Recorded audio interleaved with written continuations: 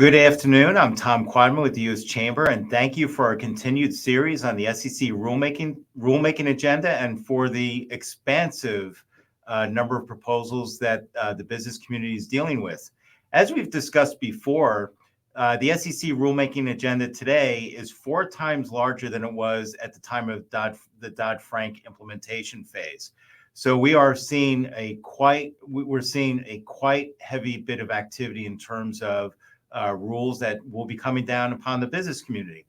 With that, we thought it was very important to have Elad Roisman, a former SEC commissioner, join us today.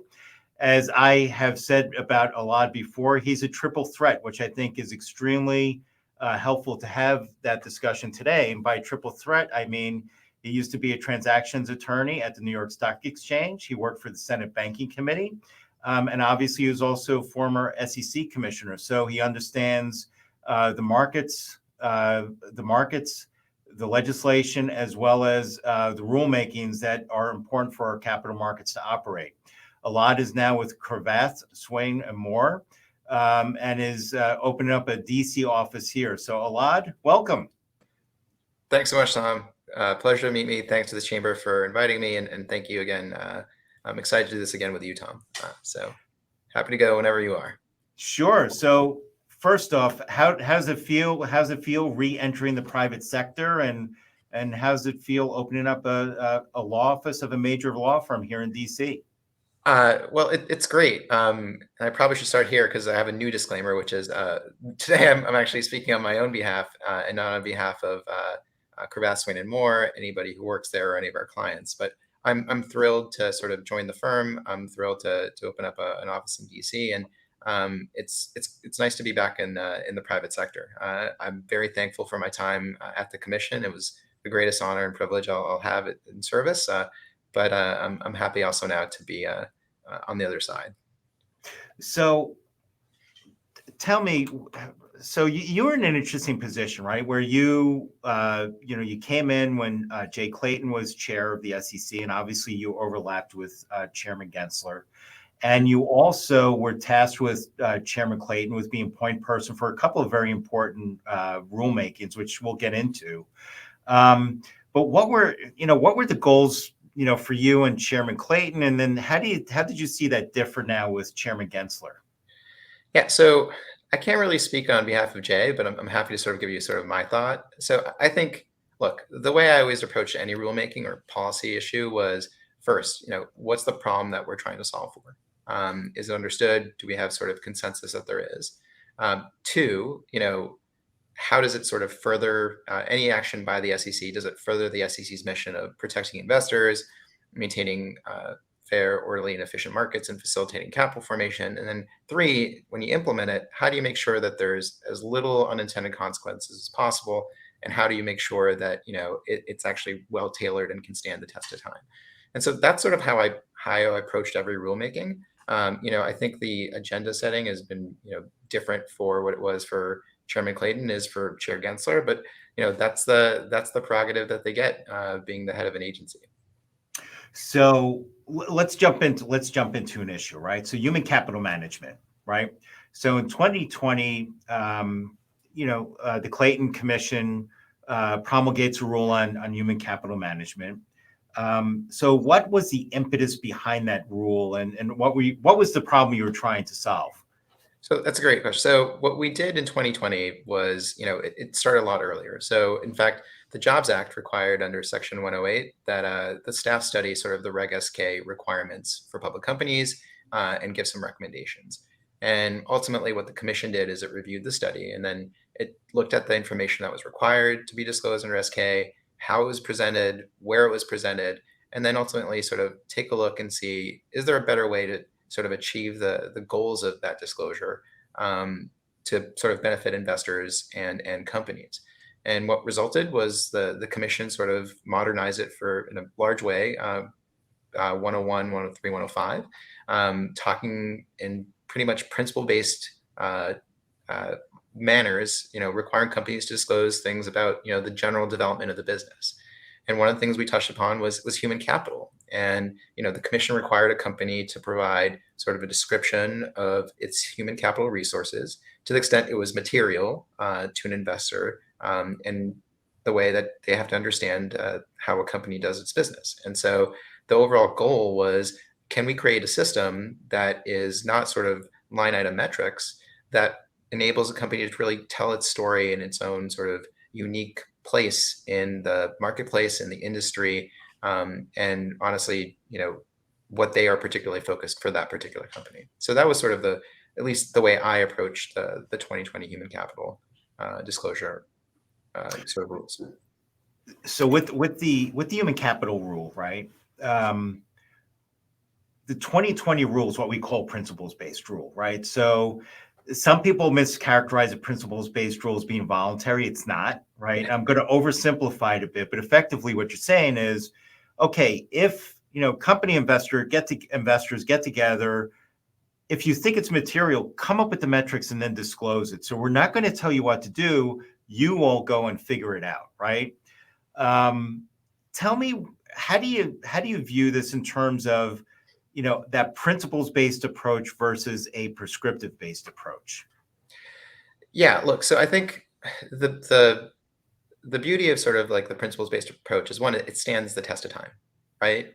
You're not sort of creating line item requirements, which sort of can fade in terms of its importance.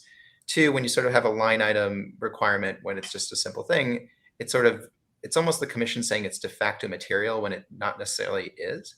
And three, it's a one size fits all approach. And I don't think I really need to or have the time to sort of go into why I think that's sort of a problem.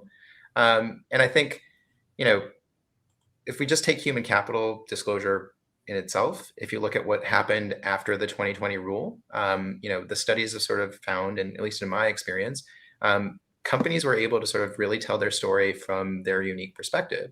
And it led to not, frankly, boilerplate discussions, but really sort of very nuanced explanations to investors about what they do. And if there was sort of a line item disclosure requirement, I don't think it would necessarily be able to capture that. I also think what's been really interesting, and sort of the studies have showed, is that different sort of human capital sort of measures that companies discuss on sort of vary for company, vary for industry. So while they're important to many companies, the importance that they sort of place on for each particular company is different. And I get a little worried if you sort of create line item requirements, because I don't think you'll necessarily get that sort of fulsome disclosure for investors.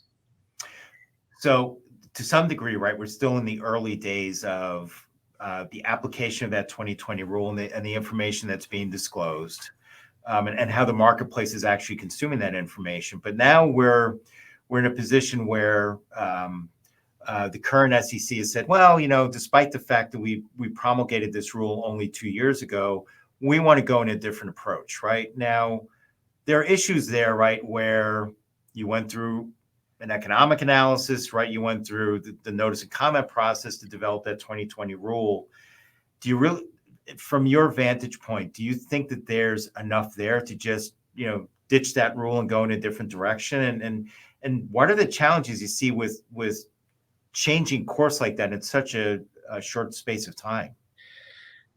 So look, I think a couple of things. One is, I think to your point, we went with a principle-based approach in 2020, but it wasn't a unanimous decision. It was a 3-2 decision, and both commissioners, Lee and Crenshaw at the time, said that they were frustrated that there wasn't sort of line item metrics being discussed. Things like, if I recall correctly, I think it's part-time versus full-time workers, workforce expenses, turnover, and diversity. All important things for many companies that, as I said, currently I think companies even disclose on. But there wasn't a mandate of sort of these line item metrics. And so they were, now Commissioner Crenshaw is in the majority. So, I imagine that if there's going to be a new rule, a lot of these things will probably, be considered for the new proposal. We're sort of at a loss right now because we don't know we don't have a proposal to sort of talk about. But I will say this, like, those were things that were considered by the commission back before the 2020 rule was finalized, and ultimately wasn't followed. So it'll be interesting to see sort of the analysis of, what's the impetus for the change? Why is this sort of needed now as opposed to previously before? And again, I think I want to point out that there is a requirement, to the extent that there is material information that investors should know about these things in terms of human capital, already currently required. And companies are doing it. And frankly, if companies aren't doing a good enough job, the staff is not shy in terms of calling them and saying, you need to bolster this and make it more robust. So I'm curious to see what the final rule or the proposed rule will say. But that's sort of the lens that I sort of look at it. So we can't have one of these sessions on the SEC rulemaking agenda without talking about climate. I mean, that has been the top topic. But I think this discussion we're having, right, about principles-based versus prescriptive is actually very interesting, right? Because we've had, right, the 2010 guidance on disclosure for climate, right, which we, interestingly enough, right, we've seen where there's been a lot of disclosure by companies, right, and it varies by company, by industry. But the proposal that we've all been grappling with over months now creates a very, very detailed and prescriptive approach. And we also have to put on top of that, I think, as well, the layer of materiality, right? Where, we had issued a report in 2017 on, the legal definitions and requirements around the materiality of disclosure. And we did that in part because we understood there's going to be this new wave of disclosure proposals coming at some point in time. So again, as a commissioner, what's the role of materiality in a rulemaking like the climate rule, and how do you think the commission should be dealing with it? So, so thanks for that, Tom. Like I've spoken a lot about this, especially in my last job, and my view of materiality is sort of like that's and sort of echoing what I think the chamber said as well. Materiality is sort of the bedrock of the disclosure regime. It's the foundation that all sort of company disclosure has been sort of predicated on. And I think when I think of that, I think of what Supreme Court Justice Thurgood Marshall said in TSC Industries versus Northway, which is a piece of information is material if there is a substantial likelihood that a reasonable investor would consider that information important when they make a voting or investing decision. And I think the key piece is like it's a tie to sort of a financial interest, because there's a myriad of reasons why people may want information from companies. And I think one of the things that has been raised about the proposed rule is that it may deviate from that sort of traditional materiality standard of disclosure. And people have asked the question about whether the rule requirements are really aimed at probably broader societal issues as opposed to investment issues, and whether the commission is the right sort of entity to tackle it. The example I always or the question I used to ask was, is the disclosure aimed at identifying what risks environmental factors pose to a company, or rather what risks the company poses to, frankly, things like the climate? And so the question now becomes, which is it? And so I think there's been concerns raised about it. But, in terms of providing information to investors, I think it's sort of, people are forgetting that companies have been doing this for a long period of time. There's been a lot of work by the commission itself, including going back to 2010, about guidance requirements for companies about providing material information relating to things related to climate risk. And frankly, we often forget that, if companies are required to provide material information to investors, and if they're not, we'll go after them, both in sort of potential enforcement actions, but also the staff that reviews the disclosures of public companies isn't shy about telling people at companies that they need to make this more fulsome. So it's certainly a rule that I thought about a lot in my previous job, and I wasn't there for when it was actually proposed, but I'm sure I would have had an interesting statement at that open meeting.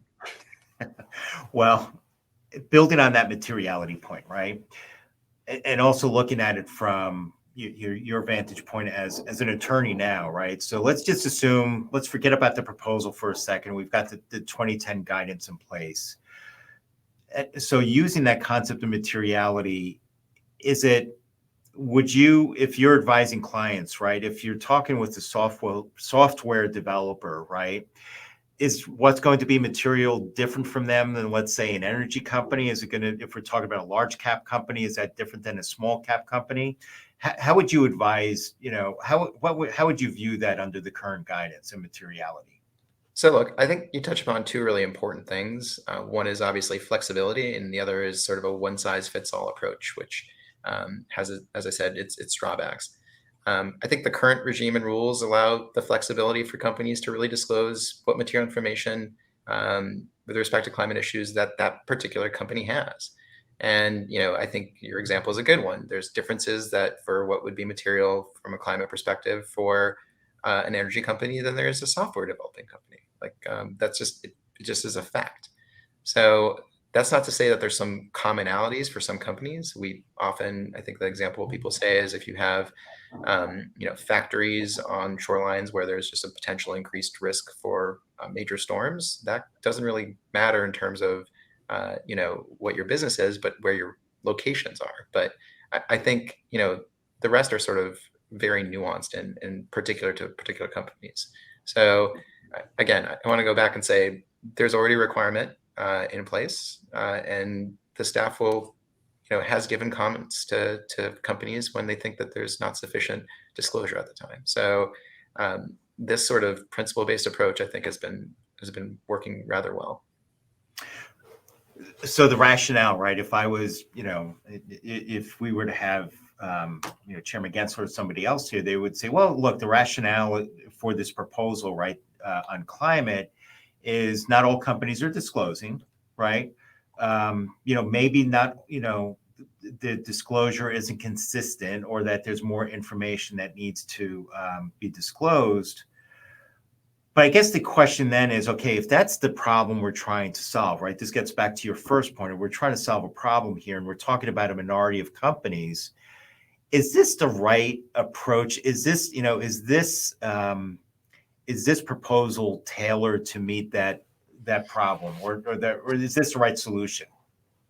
Yeah, again, I guess the question is like, what's the problem we're trying to solve?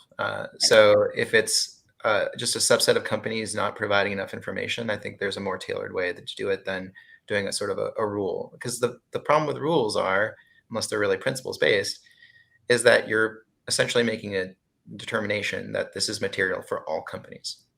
And that may be the case on certain aspects of it. But on this one, I think people are still trying to figure out. I think this is a very difficult rule for the commission. And I think it's reflected in the comment file, right? I don't think that there's universal consensus that people think that the means to achieve, some of the stated goals of the commission are ones that people find are easily done, or to sort of and then sometimes in the remit of the Securities and Exchange Commission. So I think looking just at the comment file, this one's going to take a lot of time, I think, to get right. Especially, we'll see what happens between proposal and final. What if you're advising clients, or if you were back at the SEC? What would be some of the changes that you would think would allow for a better tailored approach to this?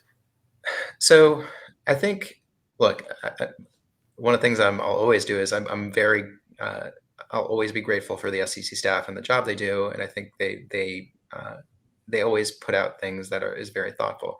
I think some of the things that the commenters have raised, which I think are fair points, and I'm hearing from folks, is there's potential concerns about the scope 3 emissions requirements, the lack of a safe harbor, the one size fits all approach, frankly, the accounting implications, and the rollout. I think if the rule were finalized today, if I want to talk about more granular level, that would mean that companies would need to start, collecting data from Jan 1 on scope 3. And I think operationally that's very, very difficult. And I think another concern, companies have, I sort of alluded to this in the accounting, you're going to have an audited climate financial statement note, which, by the way, includes climate concepts that are largely undefined, materiality thresholds we've sort of never seen before, and things that experienced preparers are saying is really, really difficult to actually do. And as people know, accounting standards take a long time. I mean, if you look at rev rec and leasing, it's a very sort of time intensive and outreach intensive process to get it right. And even then, people can have disagreements. So I think what people need to remember is, like, companies want to provide material information to investors. They're doing so. They're doing it in a myriad of ways. The question is, does this need to come out as prescriptive as it is? And, is there ability for some of the, concerns regarding, I think, like liability, and, the various operational challenges, and sort of scope, can they be sort of addressed? And I'll be frank, like, I mean, these are some of the concerns that I hear from people. I'm sure there are people who think that the rule is perfect as it is. I just don't happen to hear a lot from them. So let's talk about litigation for 1 second, right? So it's no secret the chamber successfully sued the SEC before. And, when we've done it before, very often the grounds are cost benefit analysis. And frankly, over the years, the commission has gotten much better at cost benefit analysis, right? And with conflict minerals, even though that was a congressionally mandated rule, part of it was thrown out on First Amendment grounds, where the court said, well, you can't embarrass companies through compelled speech. And we haven't really seen that reoccur. But in the middle of this climate debate, we now have the Supreme Court coming out with its ruling in West Virginia versus EPA, where, again, effectively, and I'm going to use some shorthand here, the Supreme Court said on a major question, if Congress hasn't given the authority to an agency to do something, the agency does not have the power to act in that area. So while West Virginia EPA obviously dealt with EPA issues, how do you think that Supreme Court ruling impacts the SEC? So look, there's been a lot of talk by, frankly, elected officials, legal scholars, former commissioners, former staff, a lot of people about that case and its sort of repercussions and potential implications. I don't know how a court will view the EPA case in light of things like, for example, potentially the climate rule. But I have a very strong feeling we're going to find out. And I think the commission has to take that seriously, because this isn't just the implication isn't tied to one particular rule. It's to sort of all rules. And so, that case will be sort of, I think, tested at some point in time, whether it's on the climate rule or another SEC rule. So shifting gears again, I'm going to get into a little bit of a weedy subject here. But I think it's an important one, because I think it's one that people have not really focused on. So we obviously have had a system in place regarding shareholder proposals for a very long time, where companies could submit, make a request to the SEC to review and determine whether a shareholder proposal could go forward or not. And then through the ordinary business exception, right, the commission would make a decision, and it's on it would seem a small but a very important distinction of, if it's a managerial decision, that's not for the board, right? It starts to really parse out where those different functions are. That system has actually worked very well, right? So there's a Gibson Dunn study that recently came out that showed, I think in 2020, 2021, generally the SEC would knock out about 7 out of 10 proposals, right, because of those reasons. However, that dropped fairly significantly down to about 40% in the last proxy season, and that's because of Staff Legal Bulletin 14L, where about a year ago, the SEC came out and said, okay, if we have issues of broad societal import, we're going to let those proposals go through, right? And we sent back a very strongly worded letter on that, because our concern is that starts to make the board a debating society, which is not what the board is about. So what's your view of 14L, and how do you see that drop in the SEC letting more proposals go through? Is that a result of 14L?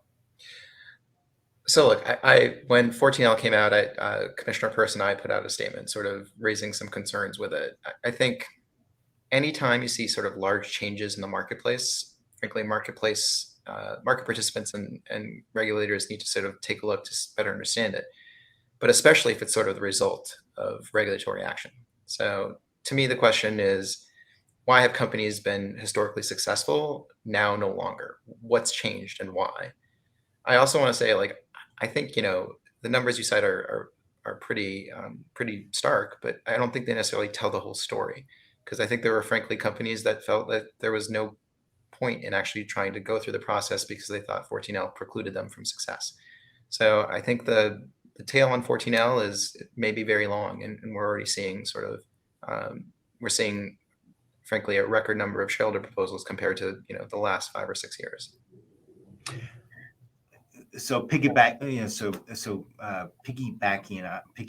on that issue, were the rules that the commission came out while you were there on resubmission thresholds, right, and on shareholder proposals. And part of the reason why you all did a rule on resubmission thresholds was that there is a small handful of proponents who actually submitted the bulk of shareholder proposals with companies. That, the resubmission thresholds and the changes made with the shareholder proposal process were never enforced, right? Because the administrations had changed. What were some of the benefits you were trying to get at with those changes to the shareholder proposal process? Yeah, look, so I think in 2020, there was really a conscious effort to sort of ensure there was an alignment between, the shareholder proposal thresholds and reproposal thresholds and the cost to, frankly, companies and other shareholders. So if the commission sort of decides to further limit the ability of companies to exclude shareholder proposals, the likely result will be more shareholder proposals. And frankly, this will lead in some cases to, companies spending more time and money of other shareholders, and same with other shareholders, they'll be spending more time and money on proposals that frankly will never succeed. So again, I think this is sort of tied to not only 14L but the more recent sort of proposed rule about exclusions. And I think one of the things that is important to think about is, like, the market's already changed substantially over the past year. We still don't really know what the baseline is. If people were concerned that there were too many shareholder proposals being excluded, then this year should sort of give them pause to think that that's not the case, especially when I think it's been more shareholder proposals since 2016. So I think, again, what we were trying to accomplish in 2020, I can just speak for myself, was just realigning to make sure that, the costs and benefits were more even. So, right, we now have 14L. We now have where the SEC's come out with the proposal really to defang, some of the changes that were made with the shareholder proposal process. Would you have any advice for clients of how they should think about that? Look, I think it's so there's a lot. It's a moving target. I think this is sort of problem people have raised with some of these rulemakings. They often overlap, and try to understand the baseline and how the marketplace is going to work is difficult when you have all these sort of proposals out there. So I think the reality situation is, if you're a company, the likelihood of you being able to exclude a proposal is probably less than it was before 14L. If the new sort of rule goes into effect, I think there's further questions you're going to have, like what is an essential element? And what you could potentially have on a proxy is, frankly, both overlapping and conflicting proposals, because if there's just minor tweaks, you could have things that are very much overlapping. Or, if there's just a minor tweak on the essential element, you could have something that could be very similar in every aspect, but the actual end result or the proposal. And so you could have conflicting. So I think, this is one of those times you really have to sort of spend time with your board and your advisors and sort of try to figure out how there's a path forward. The other thing I would just recommend is, if you have concerns, there is an open comment period right now. People should be writing in, and I know the chamber has. So a lot of you and I could not have a discussion like this without talking about proxy advisory firms.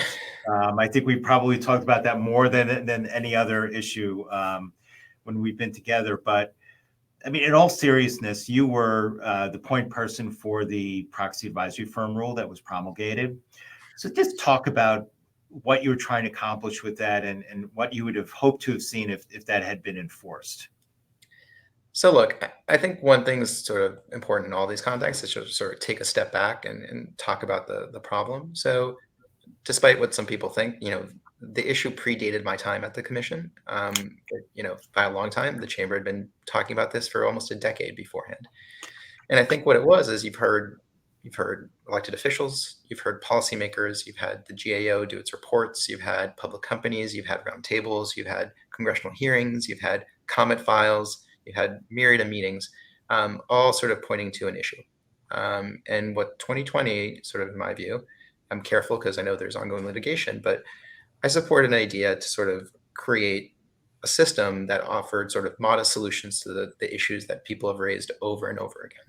Things that I thought were pretty unassailable, like making sure that proxy advisory firms, if they had, conflicts, they needed to disclose those to companies that were purchasing their advice, and then having policies and procedures in place to sort of address those conflicts.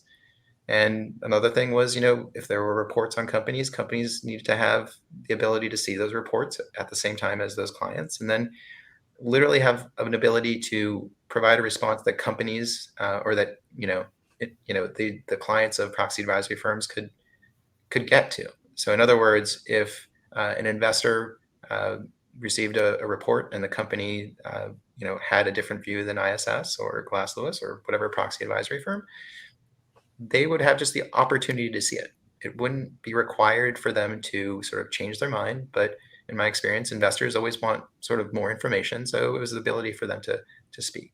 So again, I think what I was trying to sort of think of when we put it out is like, what are these sort of modest approaches that will sort of solve an issue that has been sort of a third rail in sort of the corporate governance world? And I think what you're seeing is that this issue is not laid to rest. And unfortunately, I think the dangers you're going to see is that this is going to be a topic that, until there's sort of greater agreement, will be a live one for a long period of time. So let's start to marry the two nightmare scenarios where we have, the climate rule. Let's say the climate rule goes through sort of as is, right? And we've got the proxy advisory firms being unregulated. What do people need to start worrying about how proxy advisory firms are going to start to adjust their voting policies as a result of that? So I think proxy advisory firms are like every sort of other market participant. They're going to look at what the SEC does and sort of factor that into their process and into their guidelines. I can't imagine them not sort of taking that information and using it. And as you know, like there's, this area is an area where people see very large business opportunities, and across the board, I'm seeing market participants sort of create, whether it's ESG or other sort of climate-related businesses and focuses. So I imagine that's going to be true across a myriad of intermediaries and market participants. It could be the same, and I think for proxy advisors too. Sorry about that. No, maybe it was Chairman Clayton calling with some criticisms of our discussion. Last question. Sure. So during your time in government service, right, on the Hill and at the commission, you've worked on some really important issues, right, on the Jobs Act issues, right, where we were trying to reverse the decline of public companies, proxy advisory firms, shareholder proposals, as we discussed. Even though you weren't at the commission for the proposal of the climate rule, you were there for a lot of the discussions that were in the development of it. But just taking, maybe a step back, and I'm sure you've had some chance to reflect on the time of your government service. What is it that we should be thinking about? Are there issues, right? We all sort of get caught in our own worlds of issues that we're thinking about, but there's also a whole world that goes on outside of that. What should we be thinking about, and what are we missing? So it's a great question, Tom. I don't think I have a perfect answer, but let me just sort of talk about a couple of things. One is I can't underestimate how important it was for people in the private sector to go visit regulators like myself when I was one. That's how you learn. And it's not just enough to hear from one side, you need to hear it from all sides. Even if you ultimately disagree, you become smarter for it. So to the extent that people feel like they have information that could help policymakers, I plead that you go and talk to them about it. And I understand there's always inherent fear about going to your regulator. So think about a way that you can sort of achieve that to educate and inform people. I think the other thing people, at least from my experience, I didn't realize, but you get a lot closer look when you're in government, is how interconnected everything is. And how, one rule, maybe sort of in a corp fin space, will have an impact in a trading and market space or an investment management space. Our economy is really, really impressive, but very interconnected. And another thing people need to think about is, when you have a lot of rules out there, especially ones that are going to interact with each other, the likelihood of unintended consequences usually increases. So it's not only important for regulators to think about it, but it's also important for sort of like market participants to think about it and raise those concerns. Because usually, as I like to say, just because you pull on a thread on your shirt on your left hand doesn't mean it doesn't loosen something up on your right sleeve. So I think those are sort of critical things. The last thing is, people are people in government and private sector. I think there's a general time in our, I think just in marketplace and with regulators where people sort of, I think the other side is either nefarious or just, unwilling to sort of come to the table. What I've discovered is that most people are really, really, really, really good people, and that you can learn from them. And so I think the closer we sort of continue, I think what the past switch was an understanding that a regulator has an important function in the marketplace, but so do sort of businesses and market participants. So that's sort of, I think, a longerish answer than you were probably expecting, Tom, but those are sort of things that sort of come to mind. No, and we're going to stop there, but it's also a point where we can continue the discussion at a future point in time, because I do think, one is, you're absolutely correct. People don't realize the interconnectedness of the rules, and that they also don't understand the importance of that input. So we're going to stop there, but we'll pick it up at another time. I just want to, again, thank you very much for joining us today. Thank you for your work and service to our country. And I'd just like to remind everybody that we're going to continue to have these events on corporate governance and on the SEC agenda. So please keep an eye out for our next session. Thank you, and enjoy the rest of your day. Thank you, Tom. Thank you.